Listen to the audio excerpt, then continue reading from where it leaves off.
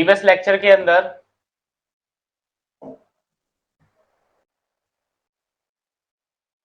हमने sloping ground पर चेनिंग करना सीखा था, ठीक है। स्लोपिंग ग्राउंड पर हम कैसे चेनिंग करते हैं हमने वो देखा हुआ था। आज की क्लास में हम देखेंगे कि जब हम चेनिंग करते हैं तो चेनिंग में कितने प्रकार की एरर डेवलप होती है। जैसे शुरुआत में मैंने आपको एरर बता दिया था कि एरर आपकी क्या होती है, जो आपकी ट्रू वैल्यू होती है और जो मेजर्ड वैल्यू आपकी होती है, उन दोनों का जो डिफरेंस होता है उसको आप क्या बोलते हो, एरर बोलते हो। फिर मैंने आपको बताया था कि ट्रू एरर आप प्रैक्टिकली फाइंड आउट नहीं कर सकते हो, क्योंकि 100% करेक्ट वैल्यू आप मेजर नहीं कर सकते हो, ठीक है। 100% करेक्ट वैल्यू आपके पास नहीं होगी। क्लियर? हमने सोर्सेस की भी बात की थी, हमने टाइप्स ऑफ एरर की भी बात की थी। क्लियर? तो चेनिंग जब हम करेंगे तो चेनिंग के दौरान हमें किस टाइप की एरर देखने को मिलेगी, हमारा आज का ये टॉपिक है, ठीक है। तो एरर्स इन चेनिंग।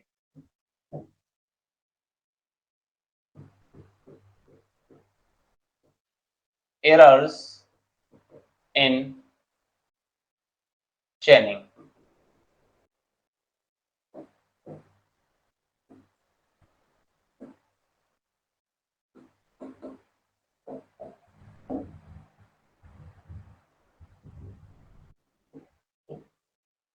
ठीक है,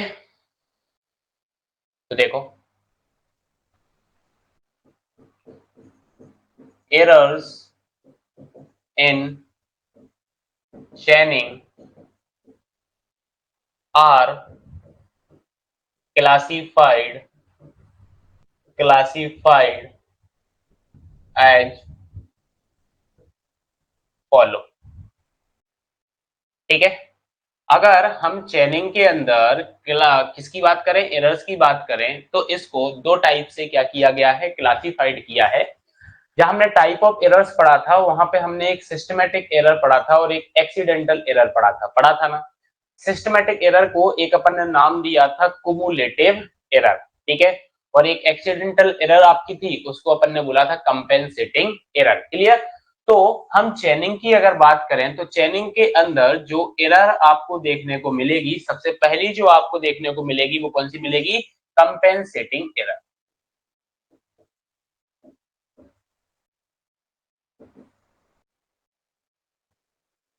ठीक है, कंपेंसेटिंग एरर। और दूसरी जो एरर होगी वो आपकी क्या होगी, कुमुलेटिव कुमुलेटिव एरर। दूसरी कौन सी एरर होगी आपकी, cumulative error. Clear?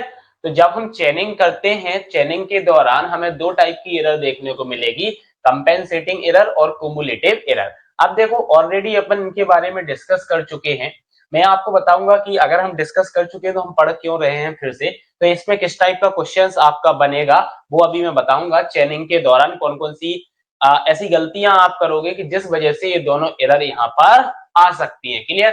Compensating error की अगर मैं बात करूं तो ऑलरेडी मैं आपको बता चुका हूं कि ये जो एरर आपकी होती है बोथ डायरेक्शन में आपको मिलेगी। क्लियर? क्या मिलेगी, बोथ डायरेक्शन में यह एरर अकर्स होती है। Clear?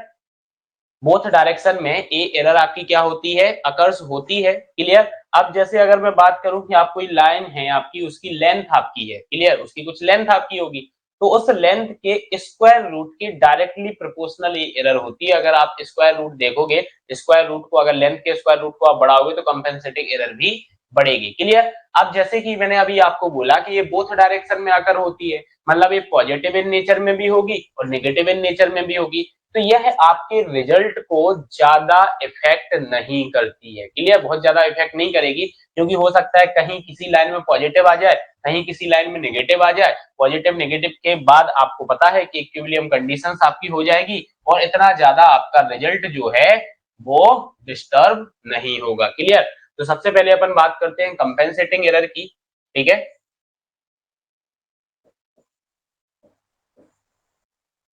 Compensating error.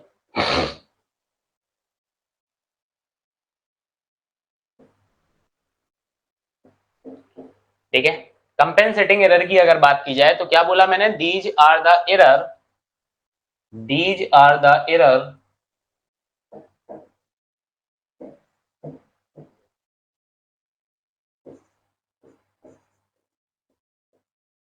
these are the error, these are the error which are liable to occur, which are, sorry, these are the error which are liable to occur, which are liable to occurs, liable to occurs in both the direction, in both the direction, in both the direction, clear, दोनों ही direction में ये आपकी error आ सकती है, ठीक है। Next क्या बोला मैंने, कंपेंसेटिंग एरर जो आपकी होती है,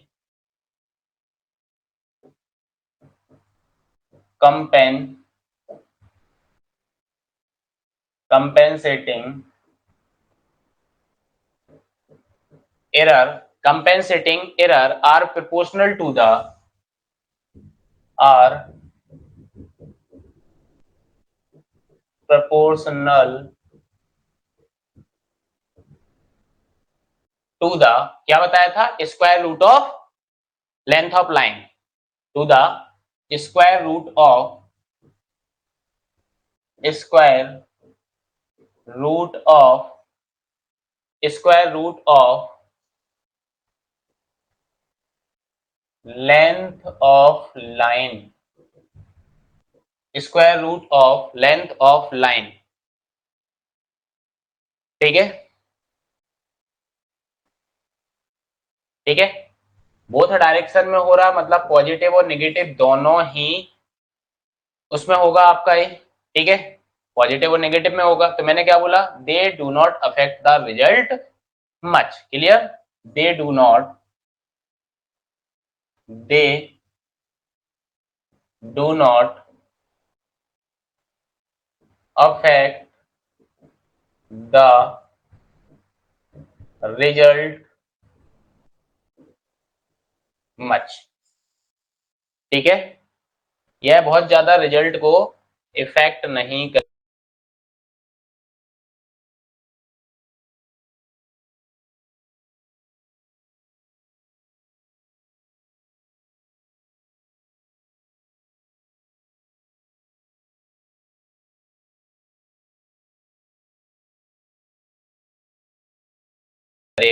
क्लियर है यहाँ पे, तो ये आपका कंपेंसेटिंग एरर कहलाता है, ठीक है। अभी अपन डेफिनेशन की बात कर रहे हैं, सिर्फ कंपेंसेटिंग एरर क्या होता है। नेक्स्ट आपका क्या होता है, कुमुलेटिव एरर, क्या कहलाता है कुमुलेटिव एरर, तो कुमुलेटिव एरर ऑलरेडी हम डिस्कस कर चुके हैं, ठीक है। क्या बताया था कुमुलेटिव एरर में, आप लोग रिप्लाई नहीं करते हो यार, रिप्लाई किया करो, क्लियर। यह सेम डायरेक्शन में ही आपकी अकर्स होगी, क्लियर, और ये क्या होगी, टेंड टू एक्यूमुलेट, और ये एक्यूमुलेट होती जाएगी, ये बढ़ती जाएगी, क्लियर। ये जो रिजल्ट आपका आएगा वो बहुत ज्यादा अफेक्टेड होगा इस एरर से, क्लियर। तो क्या बोलोगे, these are the error, these are the error which are liable to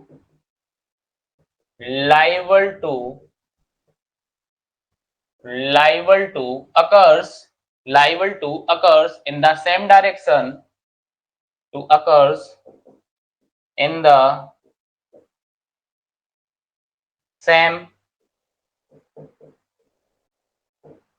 direction and tend to accumulate,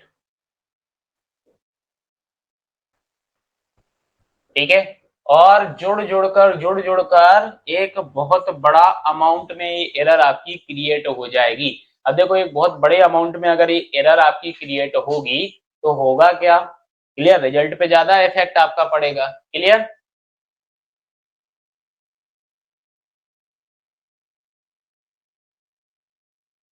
ठीक है, क्लियर है यहां तक।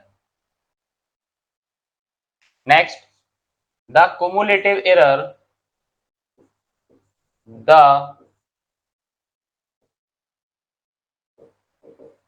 cumulative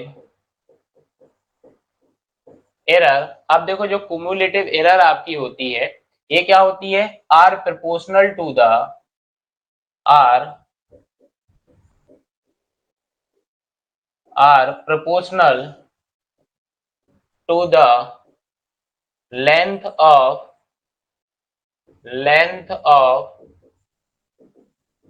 line, to the length of line and may be positive or negative, and may be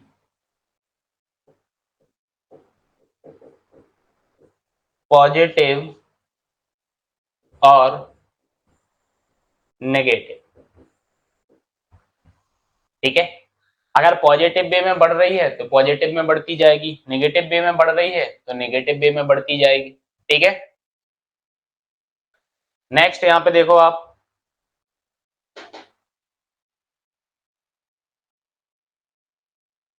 ठीक है, next यहां पे देखो, अब अपन बात करते हैं पॉजिटिव कुमुलेटिव एरर की। क्लियर, किसकी बात करते हैं, पॉजिटिव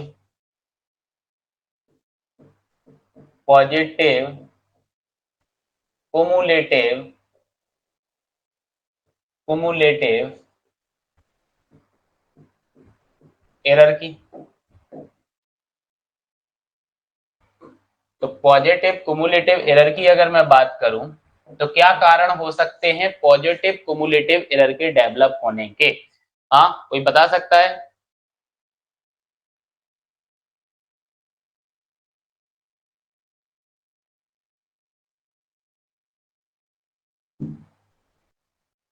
हाँ, अच्छा, इस पॉजिटिव कुमुलेटिव एरर कब आएगी, जैसे अगर मैं आपसे बोलूं कि मेरे पास एक लाइन है, सर्वे लाइन है, जिसकी लेंथ को आपको मेजर करना है, क्लियर, आपने उसको मेजर किया, तो जो मेजर्ड लेंथ आपको मिली वो मेजर्ड लेंथ अगर ग्रेटर देन हो जाती है आपकी एक्चुअल लेंथ से, तो पॉजिटिव कुमुलेटिव एरर आपकी यहां पर डेवलप होगी। क्लियर, मैंने क्या बोला, मेजर्ड लेंथ यहां पे ज्यादा हो जाएगी एक्चुअल लेंथ के, तो पॉजिटिव कुमुलेटिव एरर आपकी क्या होगी, यहां पर डेवलप्ड होगी। तो क्या बोलोगे, these are the error, these these are the error these are the error which make the measured length which make the measured length which make the measured length more than the actual, more than the actual। Clear,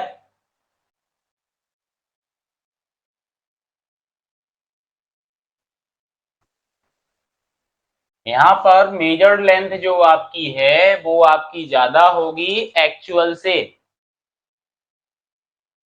clear, अब अगर मैं आपसे बोलूं कि मुझे actual length निकालना है तो आप एक्चुअल लेंथ कैसे निकाल सकते हो, clear, therefore the actual length therefore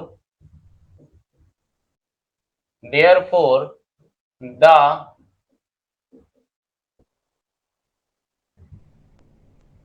therefore the actual length can be found by can be found by subtracting subtracting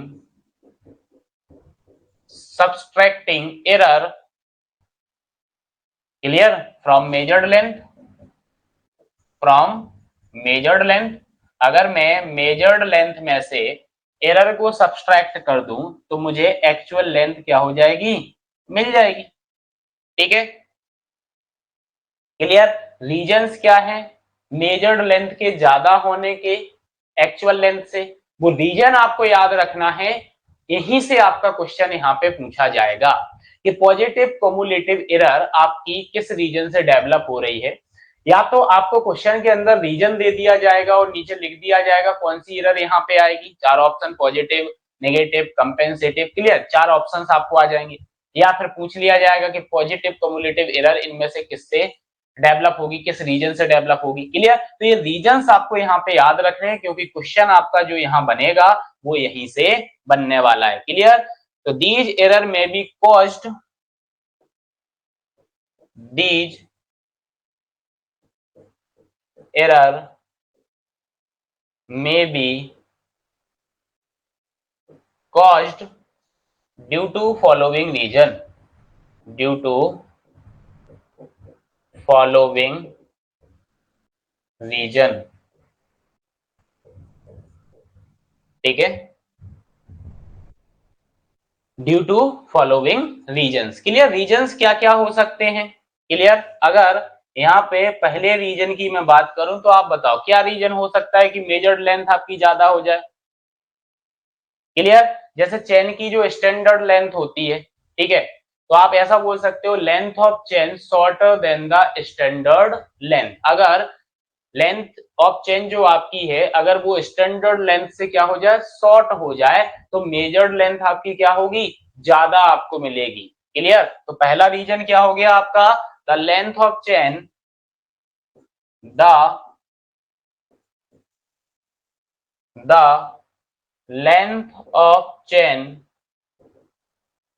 shorter than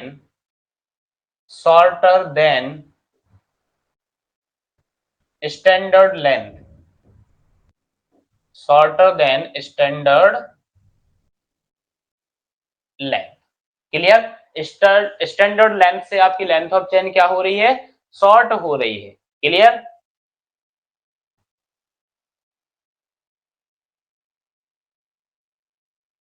clear. इसके अलावा और देखो आप सेकेंड रीजन क्या हो सकता है, जैसे चेन जो आपकी है, चेन में अगर मैं ऐसा बोलूं कि लिंक जो आपके हैं वो बेंड हो गए हैं, चेन में जो लिंक आपने पढ़ा था वो आपका क्या हो गया है, बेंड हो गया है।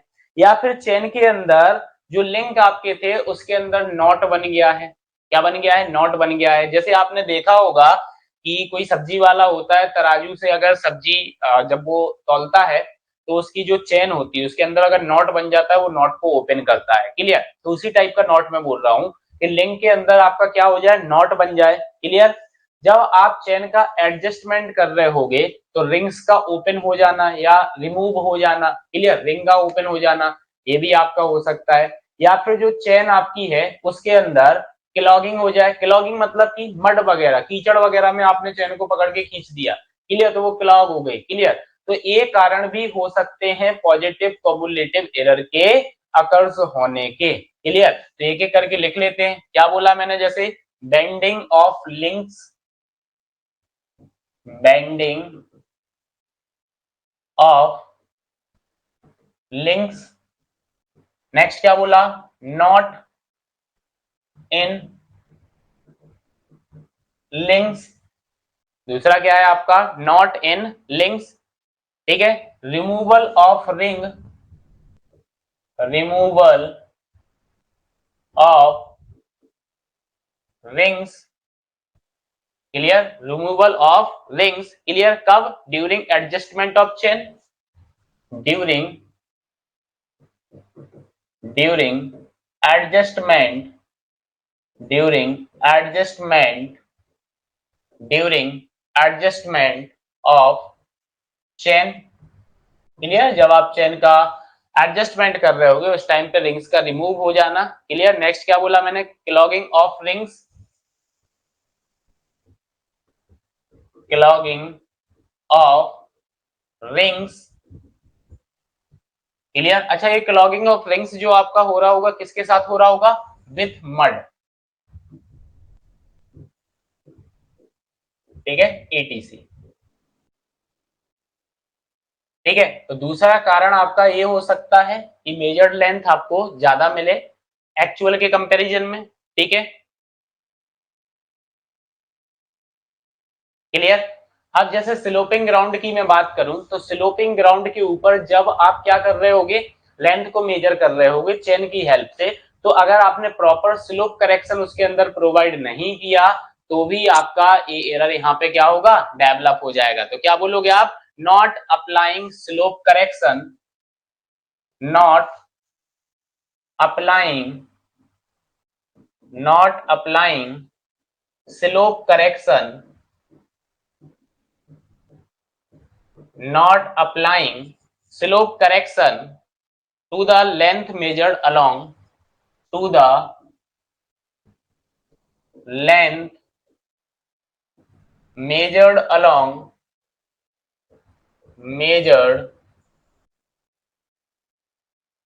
measured along slopes। ठीक है, स्लोप्स के अलोंग अगर आप लेंथ को मेजर कर रहे हो, किसको कर रहे हो, स्लोप के अलोंग अगर आप लेंथ को मेजर कर रहे हो और आपने प्रॉपर स्लोप करेक्शन को अप्लाई नहीं किया है तो आपकी पॉजिटिव कुमुलेटिव एरर यहाँ पे क्या होगी, डेवलप होगी। ठीक है,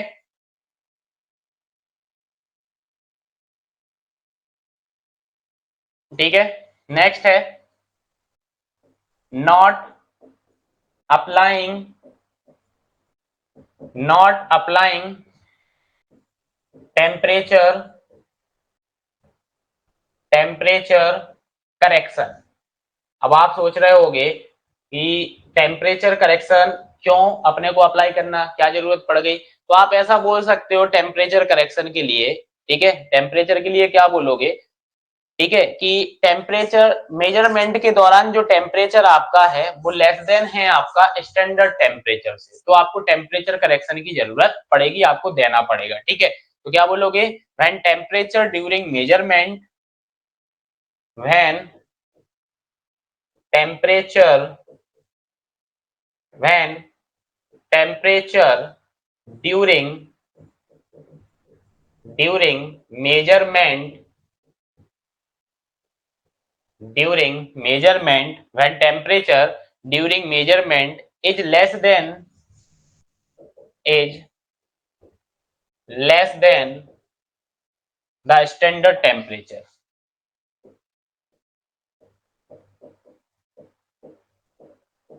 standard टेम्परेचर। ठीक है, नेक्स्ट फिफ्थ आता है आपका क्या, कि अगर आपने क्या किया, सैग करेक्शन नहीं दिया तो। अब सैग क्या कहलाता है आपको पता है, जैसे एक पॉइंट ए है, एक पॉइंट ए है, आपने चेन को पकड़ के खींच दिया लेकिन चेन एक्चुअल में इस टाइप से बेंड होके खींची हुई है, पूरी स्ट्रेट नहीं खींची हुई, तो ये सैगिंग हो गई इसके अंदर। तो ये इसके लिए आपको क्या करना पड़ेगा, सैग करेक्शन देना पड़ेगा, और आपने सैग करेक्शन अगर नहीं प्रोवाइड किया, क्लियर, तो आप बोल सकते हो नॉट अप्लाइंग सैग करेक्शन। ठीक है, नॉट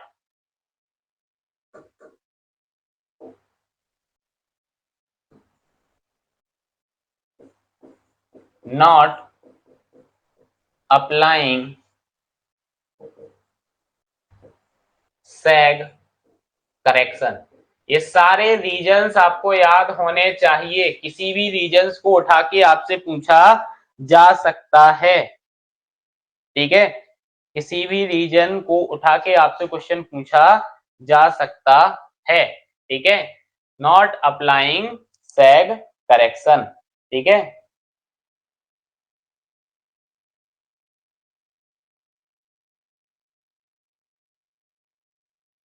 नेक्स्ट सिक्स रीजन देखो अब आपका क्या है। सिक्स रीजन आपका यहाँ पे है कि हम जो रेंजिंग कर रहे थे, चेनिंग की प्रोसेस के दौरान आपने रेंजिंग रॉड का यूज किया था इंटरमीडिएट पॉइंट को सेटअप करने के लिए। क्यों, क्योंकि बहुत बड़ी अगर सर्वे लाइन है तो आपको इंटरमीडिएट पॉइंट सेट करने पड़ेंगे। ठीक है, तो आप रेंजिंग कर रहे हो, तो अगर बैड रेंजिंग आपसे हो गई, गलत रेंजिंग आपने कर दी, ठीक है, क्या कर दी आपने, गलत रेंजिंग आपने कर दी, क्लियर, स्ट्रेटनिंग मतलब आपको खींचना है, बिल्कुल स्ट्रेट रखना है, वो भी आपने नहीं रख पाए। क्लियर? तो आप क्या बोलोगे? बैड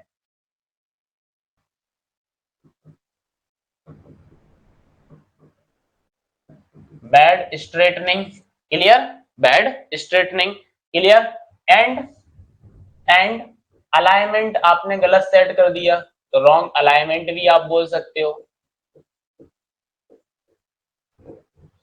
ठीक है? तो इस वजह से भी पॉजिटिव कुमुलेटिव एरर आपकी आ सकती है। ठीक है? क्लियर है यहां तक? हाँ,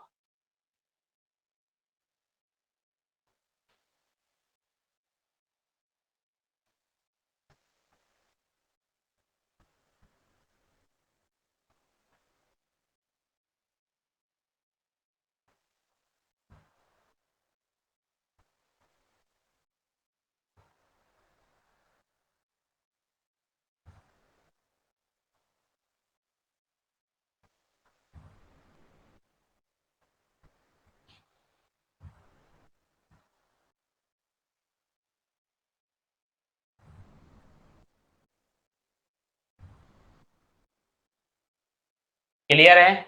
चलो, तो नेक्स्ट देखते हैं अब हमारा क्या है, negative cumulative error.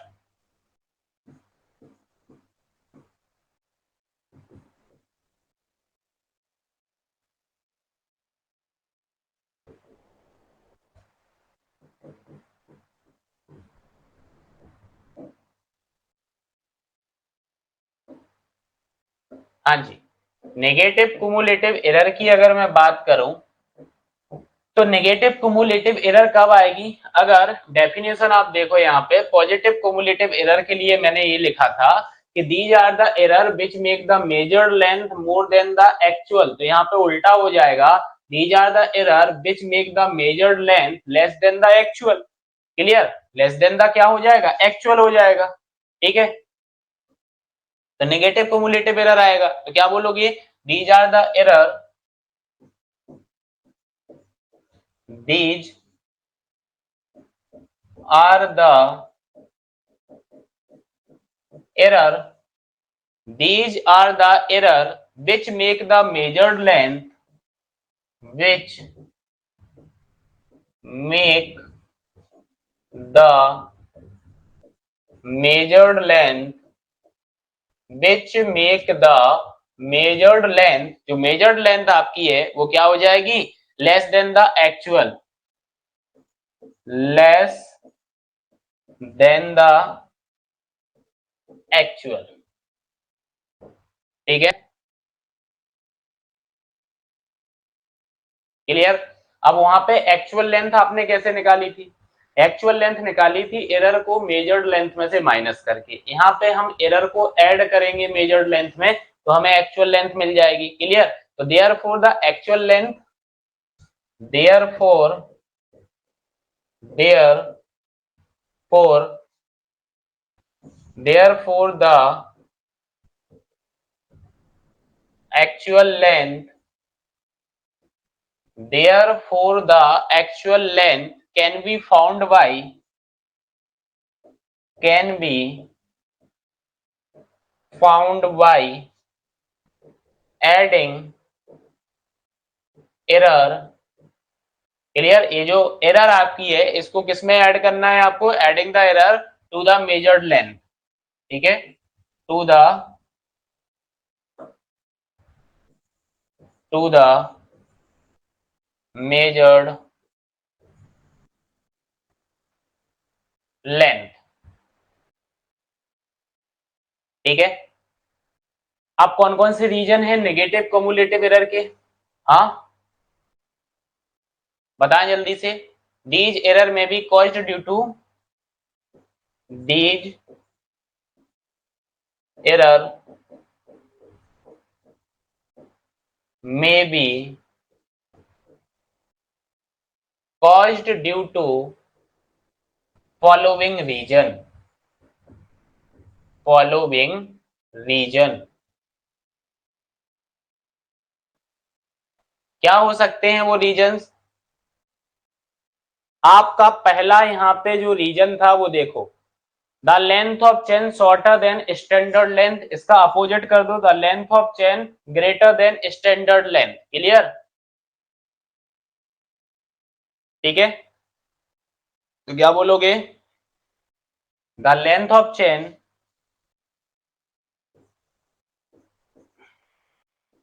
The length of chain is more than standard length।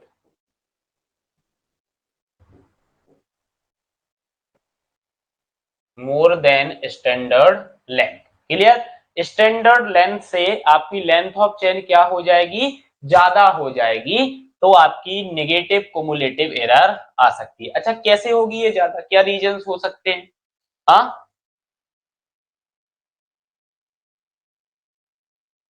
कैसे हो सकती है? देखो रीजंस देखते हैं। Due to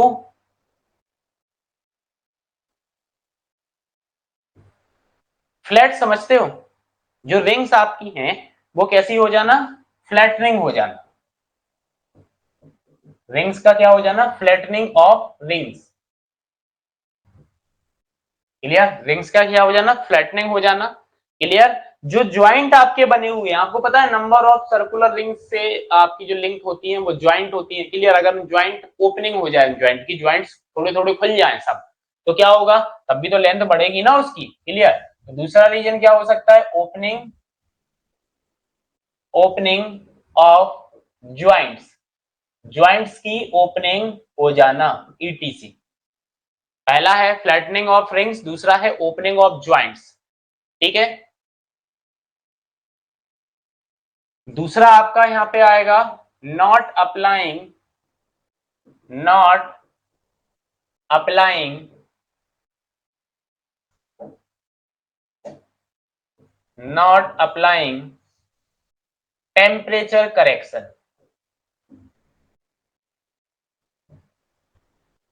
not applying temperature correction, अगर आप टेम्परेचर करेक्शन अप्लाई नहीं करते हो। अब आप बोलोगे सर यहां पे भी तो किया था टेम्परेचर, ठीक है, लेकिन यहाँ पे क्या बोला था हमने? Temperature during measurement is less than the standard temperature. यहाँ पे ये हो जाएगा कि when temperature during measurement is more than the standard temperature. Clear? यहाँ पे क्या हो जाएगा? When temperature, when temperature during measurement, during measurement, temperature during measurement क्या हो जाए आपका? Is more than the, is more than, is more than the standard temperature, standard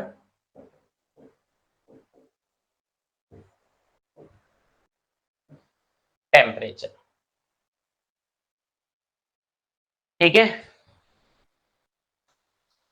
तो आपका क्या होगा?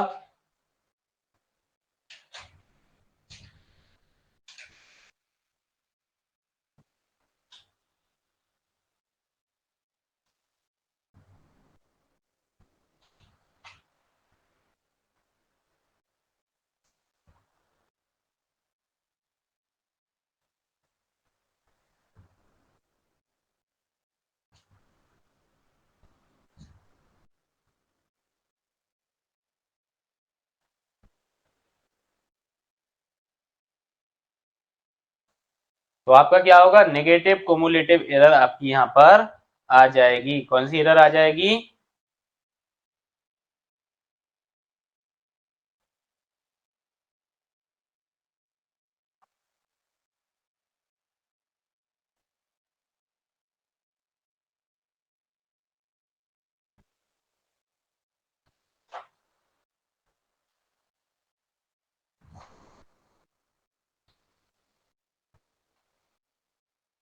क्लियर है यहां तक? जल्दी से बताएं।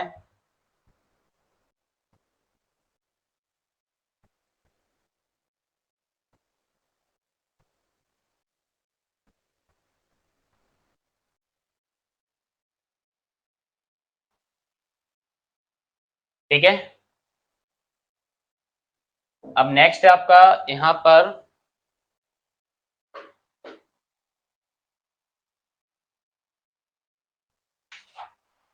नेक्स्ट यहां पे आता है रेंजिंग। क्लियर। नेक्स्ट अपना क्या आता है, रेंजिंग। अपन रेंजिंग करेंगे। ठीक है, इंटरमीडिएट पॉइंट जो थे आपके, इंटरमीडिएट पॉइंट को अपने को सेट करना था। ठीक है, तो इंटरमीडिएट पॉइंट को हम कैसे सेट कर सकते हैं, तो रेंजिंग के द्वारा कर सकते हैं। तो कैसे करेंगे, देखो यहाँ पे नेक्स्ट हेडिंग है हमारी रेंजिंग ऑफ अ लाइन। हमें एक लाइन की रेंजिंग करना है। रेंजिंग ऑफ अ लाइन, किसी लाइन की अगर मैं बोलूं कि मुझे रेंजिंग करना है, मतलब कि इंटरमीडिएट पॉइंट को सेटअप करना है। ठीक है, तो कैसे करेंगे, देखो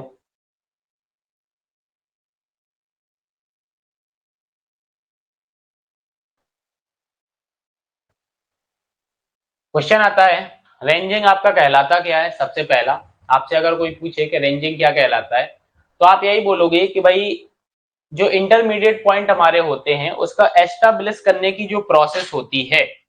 ठीक है, दो स्टेशंस के बीच में, फील्ड पे अगर हम बात करें, क्लियर, अगर हमारा एक फील्ड है, फील्ड के बीच में दो पॉइंट हैं आपके, उन दोनों पॉइंट के बीच में आपको क्या करना है, इंटरमीडिएट पॉइंट को सेटअप करना है। इंटरमीडिएट पॉइंट को आप सेटअप कर दोगे, क्लियर, तो क्या होगा कि उनके बीच की जो लेंथ होगी उसको आप करेक्टली मेजर्ड कर पाओगे, और इस प्रोसेस को आप रेंजिंग बोलते हो। क्लियर। तो आप रेंजिंग को क्या बोलोगे, सिंपल सा बोल दोगे कि the process of establishing the process of establishing the process of establishing intermediate point, intermediate points on a survey line, on a survey line, किसके ऊपर, सर्वे लाइन के ऊपर, line joining two station in the field, survey line joining two points, two points in the field, joining 2 points in the field, so that the length between them, so that the length length so that the length between them so that the length between them may be measured correctly, may be measured correctly, may be measured correctly, is called ranging, is called ranging. अच्छा, एक और definition आप यहाँ पे बोल सकते हो ranging का, ऐसा भी बोल सकते हो कि लेंथ ऑफ सर्वे लाइन अगर आपकी छोटी है लेंथ ऑफ चेन से, तो आप क्या करते हो, इजीली आप उसको डिटरमाइन कर सकते हो। क्लियर, मैंने क्या बोला, लेंथ ऑफ सर्वे लाइन अगर छोटी है लेंथ ऑफ चेन लाइन से, लेंथ ऑफ चेन से, तो आप इजीली उसको डिटरमाइन कर सकते हो। लेकिन लेंथ ऑफ सर्वे लाइन जो आपकी है अगर वो ज्यादा बड़ी है लेंथ ऑफ चेन से, तब आपको क्या करने पड़ेंगे, इस सर्वे लाइन को डिवाइड करना पड़ेगा, और डिवाइड करोगे नंबर ऑफ पॉइंट्स में, और जो बीच में नंबर ऑफ पॉइंट्स आ रहा है, मतलब इंटरमीडिएट पॉइंट्स आ रहा है, उनको सेटअप करने की जो प्रोसेस होती है उसको आप रेंजिंग बोलते हो, उसको आप क्या बोलते हो, रेंजिंग बोलते हो। क्लियर। अब रेंजिंग को करने के लिए आपके पास दो मेथड है। क्लियर, क्या है, these are two method of ranging, या फिर ऐसा लिख सकते हो आप, देयर आर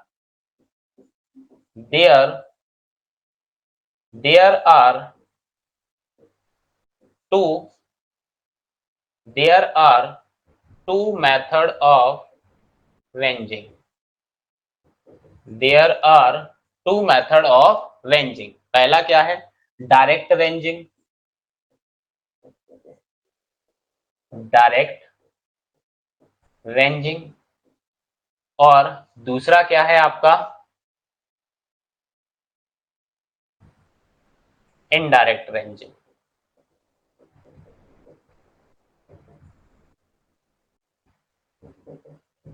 दूसरा क्या है आपका? Indirect ranging. Clear?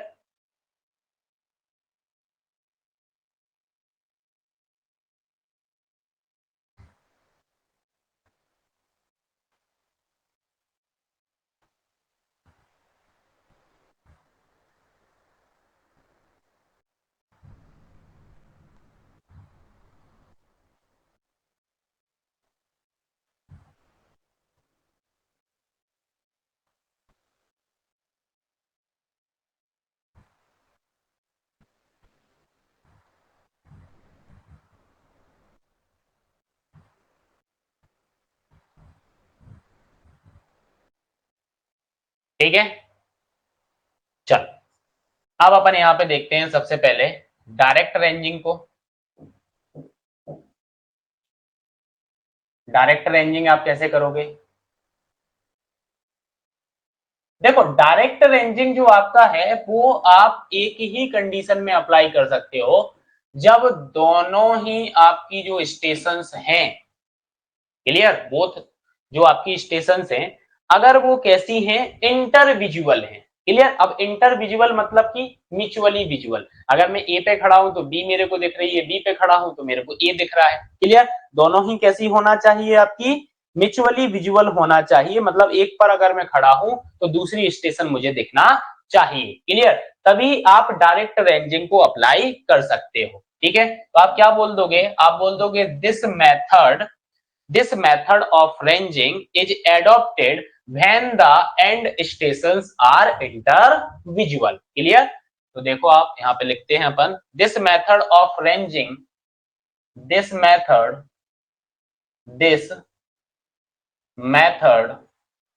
of ranging, this method of ranging is adopted this method of ranging is adopted when both the end station are intervisual। इंटरविजुअल का मतलब होता है म्यूचुअली विजुअल, म्यूचुअल विजुअल। ठीक है, बहुत सारे लोग इस पर कंफ्यूज हो जाते हैं कि इंटरविजुअल का मतलब क्या है। तो आप याद रखना, इंटरविजुअल का मतलब होता है आपका म्यूचुअली विजुअल। क्लियर? ठीक है, इंटरविजुअल का मतलब क्या हो गया आपका? ठीक है, अब डायरेक्ट रेंजिंग को भी आप दो तरीके से कर सकते हो। Clear? This can be done by this can be done by सबसे पहला आंखों के द्वारा, और दूसरा होता है आपका लाइन रेंजर। दूसरा क्या होता है आपका? Line ranger. Clear?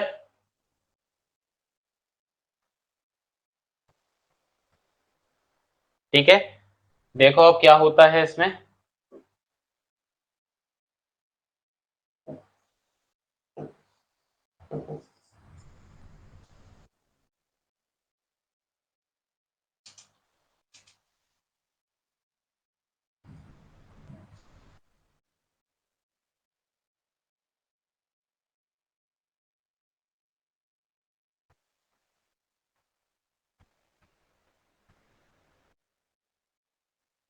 Diagram search कर रहा हूं आपका। ठीक है,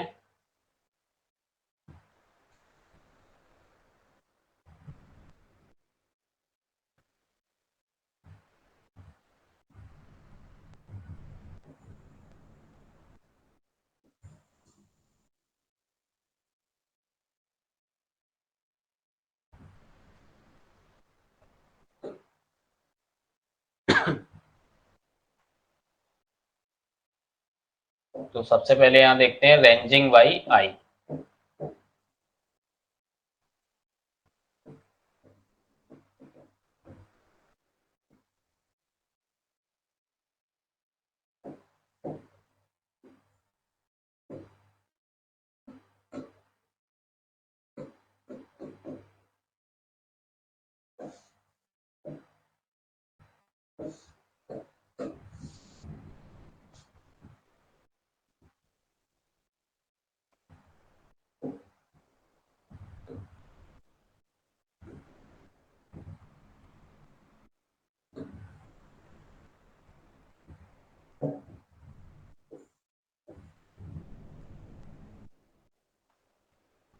देखो ये पिक्चर आपको दिख रही होगी, ठीक है, दिख रही है पिक्चर। यहाँ पे एक आपका क्या होता है, मेन सर्वेयर होता है, और दूसरा क्या होता है आपका असिस्टेंट सर्वेयर होता है। देखो ये सर्वेयर है और ये आपका क्या है, असिस्टेंट सर्वेयर है। अब इसके अंदर आपको इस प्रोसेस के अंदर होता क्या है, इंटरमीडिएट पॉइंट को आपको सेट करना है। तो होता क्या है, जो सर्वेयर आपका होता है वो जो आपकी स्टेशन है, जैसे जो रेंजिंग रॉड को पकड़े हुए खड़ा हुआ है, तो इस स्टेशन के क्या करेगा, ये इस स्टेशन के क्या करेगा, 150 सेंटीमीटर पीछे खड़ा होगा। मतलब इस स्टेशन और इस सर्वेयर के बीच का जो फासला होगा, ठीक है, ये जो फासला यहाँ पे है, ये जो फासला यहाँ पे है, ये फासला यहाँ पर होगा 150 सेंटीमीटर का, ठीक है, बियॉन्ड स्टेशन। क्लियर, ऐसा लिख सकते हो, यहाँ पे लिख रहे हो surveyor stand stand 150 centimetre beyond beyond station, ठीक है।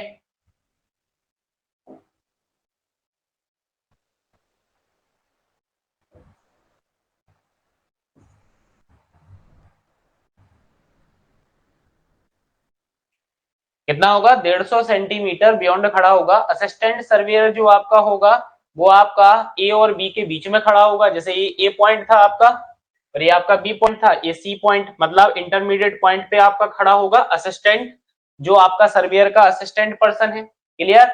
नाउ सर्वेयर, जो सर्वेयर आपका होगा वो डायरेक्ट करेगा असिस्टेंट सर्वेयर को। Clear. Some code signal, clear, कुछ कोड सिग्नल होते हैं या हैंड मूवमेंट होते हैं। क्लियर। मतलब क्या है कि ये अपनी आंख से यहाँ पे देखेगा तो इसको यही वाली दिखनी चाहिए, बाकी ये इसकी सीध में देखो, अगर ये इसकी सेम लाइन में आ जाएंगी तो आप जब इसको देखोगे तो आपको सिर्फ ये दिखेगी लाइन। क्लियर। और अगर इस लाइन के बाहर अगर कोई सी, सिर्फ आपको ये रेंजिंग रॉड दिखेगी, अगर कोई रेंजिंग रॉड बाहर होगी तो आप जब यहाँ से देखोगे तो वो आउट दिखेगी आपको, तो आप हैंड मूवमेंट करोगे कि भाई अंदर करो या थोड़ा सा बाहर करो। क्लियर। इस टाइप के आप सिग्नल्स उसको दोगे, उन सिग्नल्स की हेल्प से वो क्या कर देगा, उसको सेट करेगा। ठीक है। क्लियर। जैसे ही इस सर्वेयर को ये लगेगा कि ये जो पॉइंट है सी, इंटरमीडिएट पॉइंट है, ये ए और बी मतलब इन दोनों रेंजिंग रॉड के बीच में आ गया है, तो वो बोल देगा कि भाई फिक्स कर दो इस जगह पे। क्लियर। और यहाँ पे क्या हो जाएगा, वो आपका फिक्स हो जाएगा। क्लियर। क्या हो जाएगा, वो आपका फिक्स हो जाएगा। तो ये जो प्रोसेस होती है ये होती है रेंजिंग बाई आई। ठीक है। अब नेक्स्ट आपका क्या होता है, रेंजिंग बाई रेंजर। नेक्स्ट क्या होता है आपका, ranging by ranger. Ranging by ranger, line ranger जो आपका आता है। ठीक है। तो रेंजिंग बाई रेंजर आप कैसे करोगे, देखो,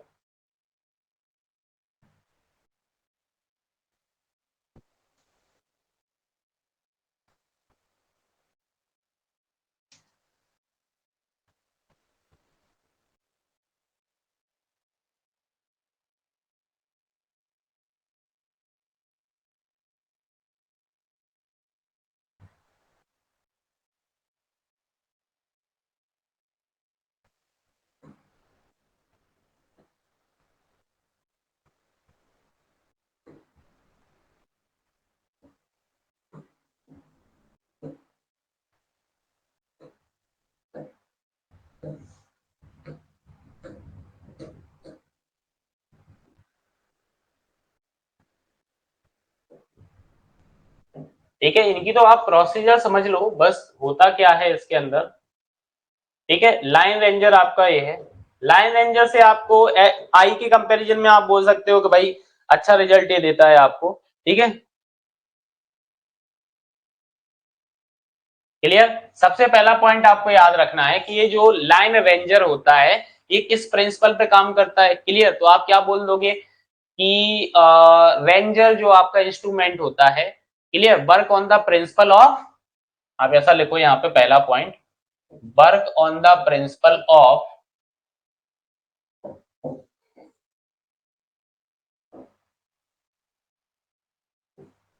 work on the work on the principle of prismatic reflection. किस पर काम करता है?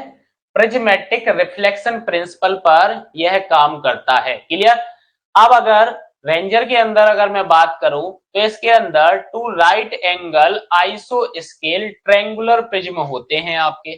क्लियर, देखो आइसो स्केल राइट एंगल ट्रायंगल आपके दो प्रिज्म हैं जो एक दूसरे के ऊपर प्लेस्ड है। देखो देख रहे हैं, एक दूसरे के ऊपर प्लेस्ड है। क्लियर। अब आप क्या करोगे? क्लियर, अब क्या करोगे? इसकी जो प्रोसीजर है वो आप कैसे करोगे? तो यहाँ पे जो सर्वेयर आपका होगा वो ए और बी पॉइंट पर आपका खड़ा हो जाएगा। क्लियर, क्लियर, क्या होगा? ए और बी पर आपका सर्वेयर स्टैंड करेगा। देखो स्टेशन ए जो है यहां पर आपका क्या आ जाएगा? सर्वेयर। ठीक है, और ये जो स्टेशन बी है आपका यहाँ पे भी आपका कौन हो जाएगा खड़ा? सर्वेयर। ठीक है, दोनों ही स्टेशन पे आपके सर्वेयर खड़े रहेंगे। क्लियर। अब जो सर्वेयर आपका है वो क्या करेंगे? मूव करेंगे right angle to line P Q sorry A B. Clear, line A B के राइट एंगल में दोनों सर्वेयर आपके क्या करेंगे? मूव करेंगे। क्लियर, किस लिए? इंटरमीडिएट स्टेशन को फिक्स अप करने के लिए। जैसे ही वो मूव करेंगे तो आपको यहाँ पे क्या दिखेगा? दो इमेज दिखेंगी। आप ये बी फिगर देख रहे हो तो इसमें एक इमेज ये दिख रही है, एक इमेज ये दिख रही है। क्लियर, तो आपको दो इमेज यहां पर क्या होंगी? सीन होंगी। Clear, one from ranging rod at A और दूसरी आपको रेंजिंग रॉड एट बी आपको दिखेगी। क्लियर। अब सर्वेयर को तब तक मूव करना है जब तक कि यह एक इमेज में तब्दील ना हो जाए। क्लियर, जैसे ही आपको एक इमेज लाइन रेंजर के अंदर शो होना चालू हो जाएगी। क्लियर, देखो एक लाइन में आ गई दोनों। ठीक है, एक लाइन में जैसे ही आ जाएंगी आप क्या कर दोगे? आप फिक्स अप कर दो। ठीक है, आप क्या कर दोगे? उसको फिक्स अप कर दोगे। क्लियर, तो आप क्या बोल सकते हो कि एच कंपेयर टू, अगर अपन आई से बात करें, आई लेवल जो हमारा मतलब सॉरी रेंजिंग बाई आई अपन ने किया था आंखों से। ठीक है, तो अगर उसके कंपैरिजन में आपको बात करूं तो यहाँ पे क्या बोल सकते हो? वर्किंग इसकी जो होती है सिंपल होती है। Working is simple and accurate. Clear, कैसी है? सिंपल है और एक्यूरेट है। क्लियर, कहां पे यूज करते हो? यूज्ड व्हेन स्पीडी, जल्दी से आपको काम करना है। क्लियर, तो आप क्या बोलोगे? Speedy and accurate work is required. Accurate work required. ठीक है, नेक्स्ट आपका यहाँ पे अब क्या आता है? इनडायरेक्ट रेंजिंग आती है। नेक्स्ट क्या आता है आपका? इनडायरेक्ट रेंजिंग आती है। तो देखो इनडायरेक्ट रेंजिंग क्या होता है?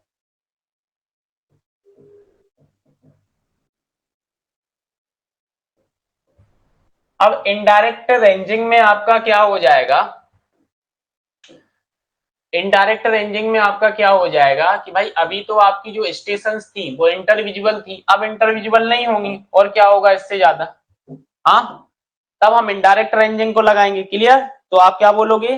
This type of ranging adopted when the vision between two station is not clear. Clear? तो देखो, this type of ranging, this type of ranging, this type of ranging adopted when the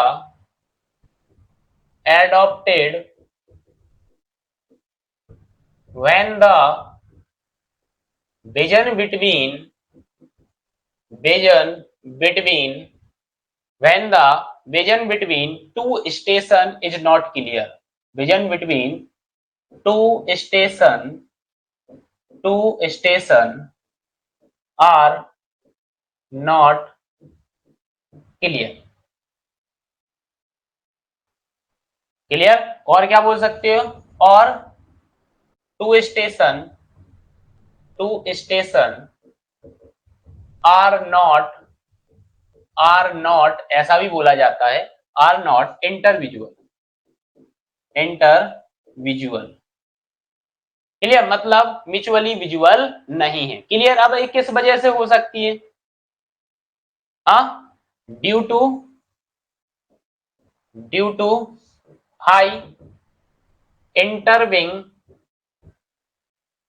due to high intervening ground and dense forest, घना जंगल आ गया आपका। Clear? Dense forest between them. अब देखो, अगर मैं यहां पे बात करूं आपसे कि हाई इंटरविंग ग्राउंड की वजह से अगर ये हो रहा है तो इसके लिए अलग मेथड मिलेगी, और अगर डेंस फॉरेस्ट की वजह से हो रहा है, विजन क्लियर नहीं हो रहा है, तो आपको दूसरी मेथड मिलेगी। तो आप क्या बोलोगे? There are two method of indirect ranging. There are two method of indirect ranging. दो मेथड आपको मिलेंगी यहां पे। पहली मेथड आपकी है रेसिप्रोकल रेंजिंग,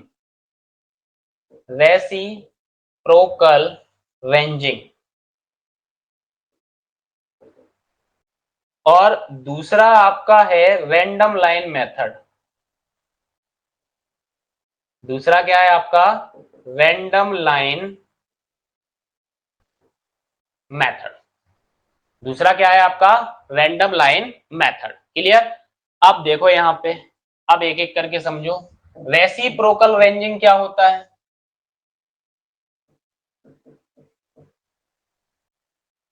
रेसिप्रोकल रेंजिंग आपका क्या होता है?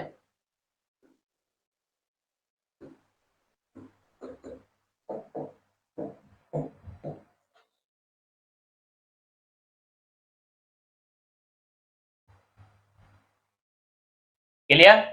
तो ये मेथड हम कब एडॉप्ट करेंगे? देखो, ये मेथड हम तब एडॉप्ट करेंगे जब दोनों स्टेशंस के बीच में या तो पहाड़ आ जाए, ठीक है, हिल आ जाए, या फिर राइजिंग ग्राउंड आ जाए, अचानक से बीच में आपका ग्राउंड उठ गया है, मतलब अंडुलेशन आपका आ गया है, तब आपको रेसिप्रोकल रेंजिंग को एडॉप्ट करना है। तो क्या बोलोगे?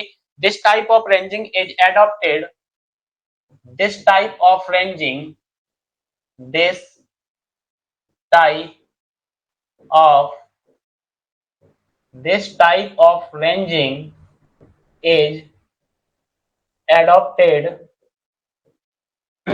this type of ranging is adopted when the end station are when the end station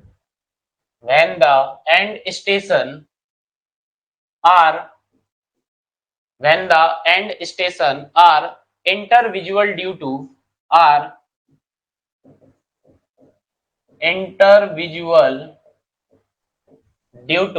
clear?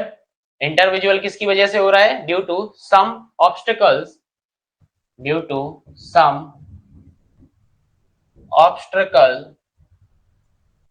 Like hill, rising ground, rising ground, etc। ठीक है, तो यहां पर अब आप कैसे करोगे रेसिप्रोकल रेंजिंग।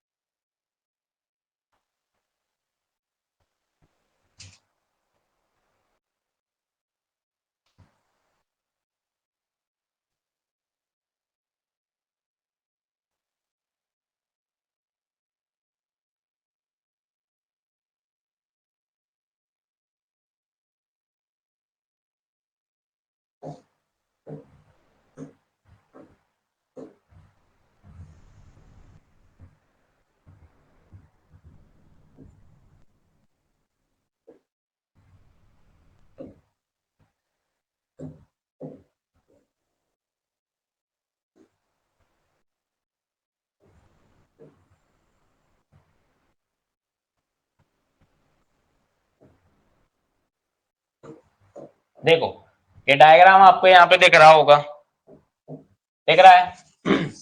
यहाँ पे एक स्टेशन ए है आपका और एक स्टेशन बी है आपका, क्लियर। एक क्या है आपका स्टेशन है ए और एक स्टेशन बी है, क्लियर। स्टेशन ए पे भी आपका सर्वेयर है,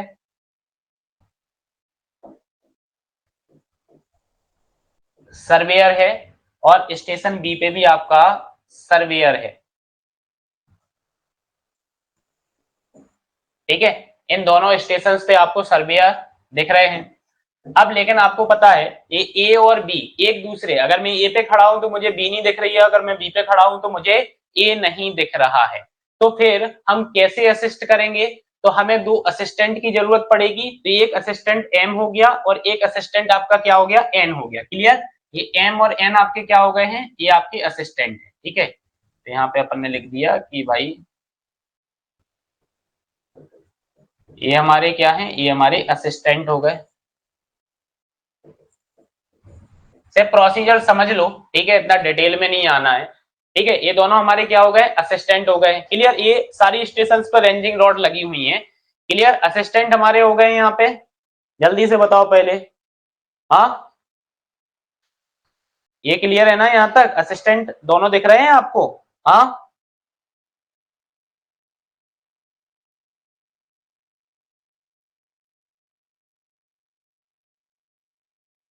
ठीक है।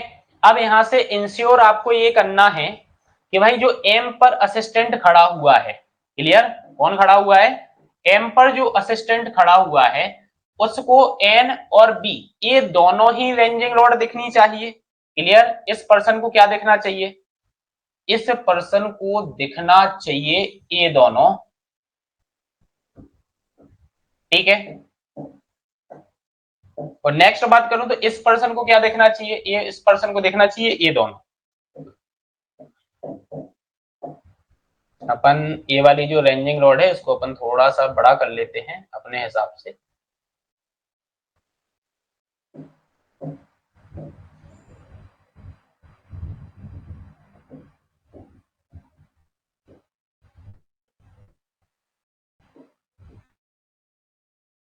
ठीक है।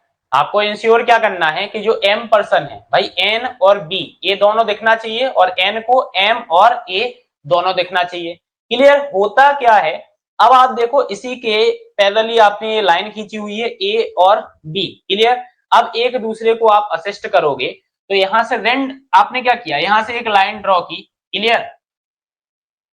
आपने क्या किए, मतलब जो सर्वेयर आपका है वो आपका क्या कर रहा है, प्रोसीड कर रहा है अब आपको, क्लियर, डायरेक्ट कर रहा है असिस्टेंट को, क्लियर। तो आप देखो आप इस टाइप से, आप इस टाइप से ऐसे ऐसे पॉइंट लेते जाओगे, जैसे ही आपने लाइन ड्रॉ की तो इस पर आप देखो यहाँ पे ए M2 N1 एक लाइन में आ रहे हैं, यहां से इसने डायरेक्ट किया होगा तो B N2 और M2 एक लाइन में आ रहे हैं, क्लियर। फिर से लाइन इसने यहां से ड्रॉ की तो A M3 N3 हो गया, यहां से लाइन आपकी आई तो M3 हो गया, क्लियर हो गया। ऐसे ही तब तक ये प्रोसीजर रिपीट करना है जब तक A M N और B यह चारों आपके एक लाइन में ना आ जाए। जैसे ही ये एक लाइन में आएंगी ना, तो ये आपकी क्या हो जाएगी, रेंजिंग यहाँ पे हो जाएगी। क्लियर? तो ये सर्वेयर है, ये असिस्टेंट है, ये एक दूसरे को डायरेक्ट करके इस टाइप से आपको ये प्लॉटिंग करना है। और कब तक करना है, जब तक कि ए, एम, एन और बी एक लाइन में ना आ जाए। तो ये कहलाती है आपकी रेसिप्रोकल रेंजिंग। ठीक है, बस आपको याद ये रखना है कि रेसिप्रोकल रेंजिंग आप कब ले रहे हो, इस टाइम पे आप ले रहे हो। ठीक है, इसके बाद आपका क्या होता है, इसके बाद आपका होता है रैंडम लाइन मेथड।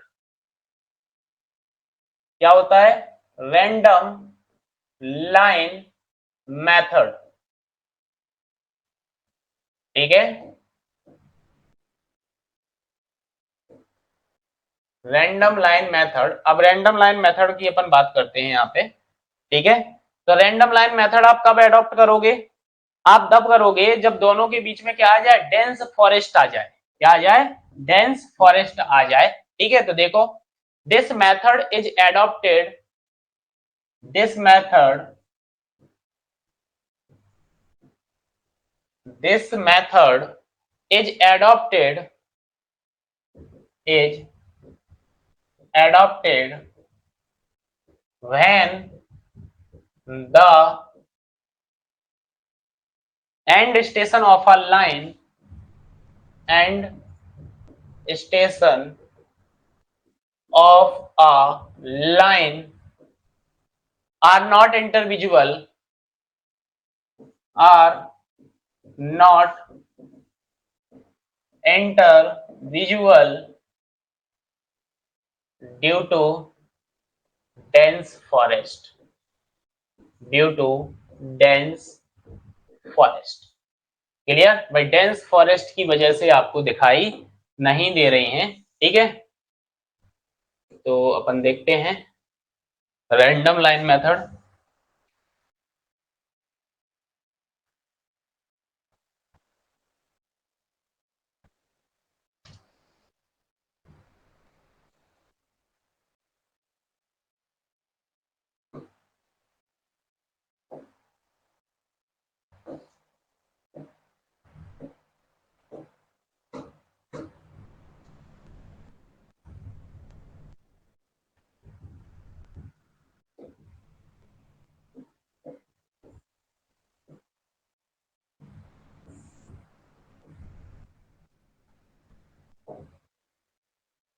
ठीक है, अब इस मेथड के अंदर क्या करोगे,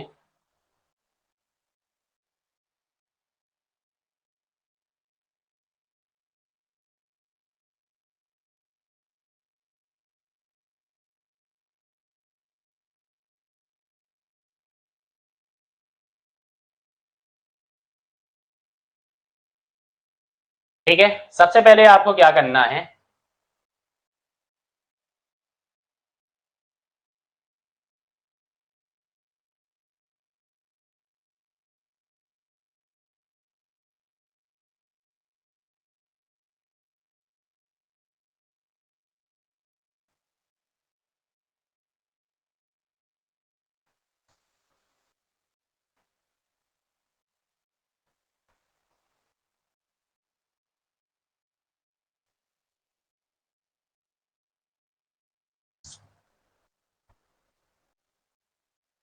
ठीक है, सबसे पहले आपको क्या करना है, ये जो आपकी लाइन है, क्लियर, इस लाइन को आपको मेजर करना है। क्लियर, जैसे ही आपने ये लाइन को मेजर कर लिया, आपको इसके लिए क्या करोगे, आप ये रैंडम लाइन एक क्या कर दोगे, ड्रॉ कर दोगे। ठीक है, रैंडम लाइन क्या कर दोगे, आप एक ड्रॉ कर दोगे। क्लियर, थोड़ी सी इसकी नेमिंग अगर मैं बोलूं कि चेंज कर लेता हूं, ठीक है, तो नेमिंग अपन इसकी चेंज कर लेते हैं थोड़ी सी। ये डायग्राम जो अपन ने लिया है ना, थोड़ा सा गड़बड़ हो रहा है। ठीक है, बहुत सारे नाम इसमें आ रहे।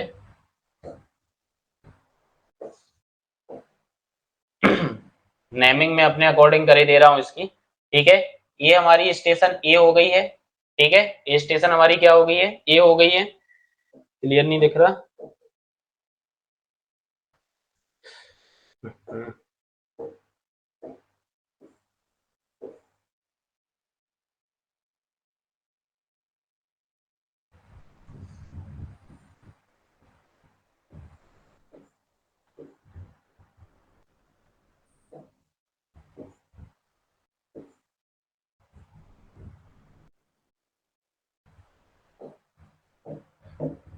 देखो आप यहाँ पे, ये हमारा क्या हो गया, ए हो गया, क्लियर, और ये हमारा क्या हो गया, यहाँ पर बी हो गया।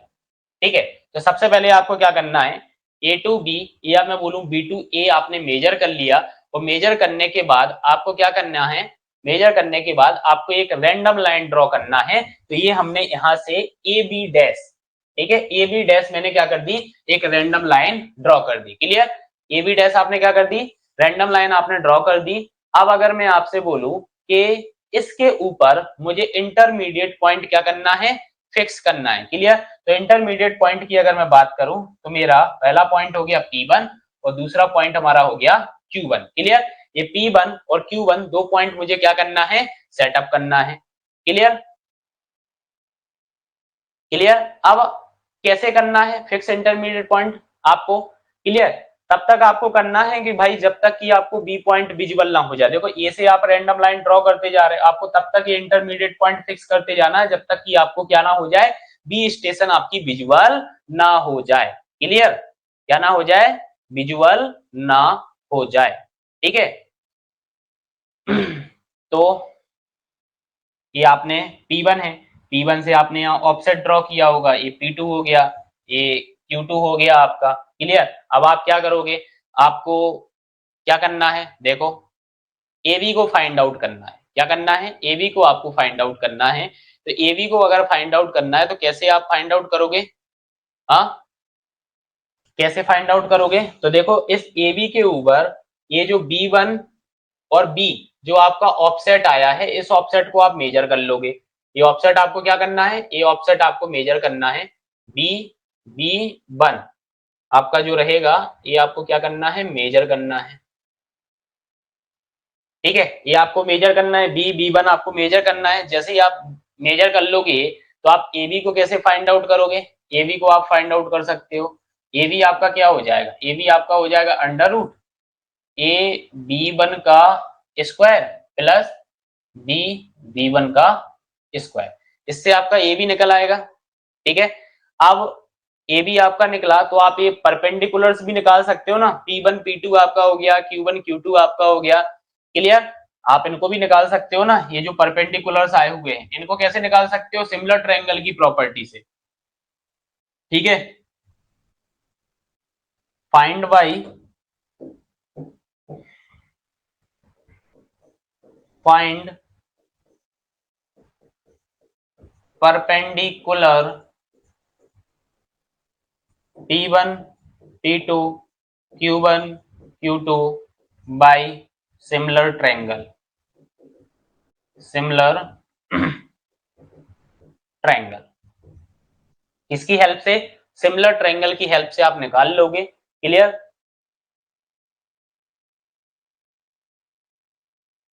जो आपने लेआउट किया है ना परपेंडिकुलर ऑफसेट, वो इक्वल आना चाहिए आपकी वैल्यू P1 और Q1 से, क्लियर, क्या आना चाहिए, P1 और Q1 से क्या आना चाहिए, आपका सिमिलर आना चाहिए, क्लियर। तो ये आपकी रैंडम लाइन मेथड होती है। आपने क्या किया, फिर से मैं बता रहा हूँ, A टू B आपने मेजर किया, एक लाइन आपने क्या की, A B1 आपने रैंडम लाइन ड्रॉ की, इस पर इंटरमीडिएट पॉइंट आप सेट करते गए, तब तक आप इंटरमीडिएट पॉइंट आप सेट करोगे जब तक कि ये B आपको क्या ना हो जाए, विजुअल ना हो जाए। जैसे ही आपको B विजुअल होगा, आपने B1 मेजर किया, मतलब ये ऑफसेट आपने मेजर किया, ये ऑफसेट अगर आपने मेजर कर लिया तो इसकी हेल्प से आप AB को निकाल सकते हो। ये जो परपेंडिकुलर आपके हैं इनको फाइंड आउट करने के लिए आप सिमिलर ट्रायंगल की प्रॉपर्टी को यहाँ पर ले सकते हो, क्लियर। तो ये आपकी क्या कहलाती है, आपकी रैंडम लाइन मेथड कहलाती है, जो कब आप एडॉप्ट करते हैं, जब दोनों स्टेशंस आपको इंटरविजुअल नहीं होती हैं ड्यू टू डेंस फॉरेस्ट की वजह से, क्लियर। नेक्स्ट क्लास के अंदर हम करेक्शंस की बात करेंगे कि हम जो चैनिंग करते हैं तो उसमें कौन कौन से करेक्शंस प्रोवाइड कराते हैं, ठीक है। Thank you.